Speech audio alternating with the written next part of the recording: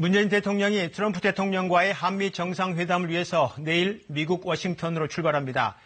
2월 하노이 핵담판 결렬 이후에 교착 상태인 북미 대화의 돌파구를 뚫기 위한 방문입니다. 어떤 해법이 마련될 수 있을지 국내에 관심이 쏠리고 있습니다. 청와대 연결하겠습니다. 황인택 기자, 청와대가 오늘 공개한 방미 일정을 보면 1박 3일짜리 실무 방문이네요.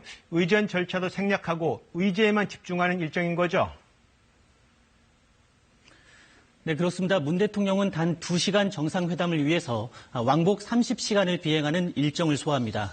우리 시간으로 11일 저녁에 폼페이오 국무장관, 볼턴 백악관 국가안보보좌관, 펜스 부통령을 차례로 접견하고요. 이어 12일 새벽에 트럼프 대통령과 단독회담, 또 업무 오찬을 겸해서 참모들이 배석하는 확대회담을 갖습니다. 그리고는 곧바로 귀국길에 오릅니다. 네, 상당한 강행군으로 보입니다. 아무래도 현 상황에 대한 절박성이라든가 위기감이 느껴지는데 현재 북미 대화가 더 이상 늦춰지고 막혀서는 안 된다. 뭔가 돌파구를 뚫어야 된다. 그런 위기감이겠죠? 네, 회담 의제를 조율했던 김현종 안보실 2차장은 이른바 톱다운, 즉 정상 대화 간 시급성을 강조했습니다. 직접 들어보시겠습니다. 대화의 동력을 조속히 되살리기 위해 양국 간 협의가 중요하다는 공동 인식을 바탕으로 개최되는 것입니다. 청와대 고위 관계자는 현재 국면을 싱가포르 북미 정상회담이 취소 위기에 놓였던 지난해 5월 상황과 비교하기도 했습니다.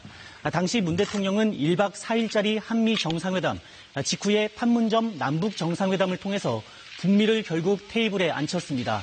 이 관계자는 지금 시점에서 북미의 신뢰를 가진 사람은 문 대통령이고 따라서 이번에도 역할이 있을 것이다. 이렇게 말했습니다. 네, 결국 문제는 방법론 아니겠습니까? 미국은 일괄 타결, 또 북한은 단계적 해법을 고집하고 있는데 문 대통령의 중재가 가능할지 어떤 중재안을 제시할 걸로 보이나요? 네, 청와대는 비핵화의 최종 목적지 그리고 로드맵에 대한 한미의 의견이 일치한다. 특히 국제사회의 대북 제재 틀도 유지돼야 한다. 이렇게 밝혔습니다.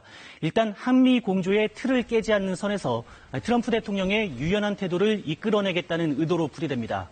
앞서 청와대는 북미가 큰 틀의 비핵화에 합의를 하고 북한이 구체적인 조치를 해나가면 단계적 보상을 해주는 중재안을 제시한 바 있는데요.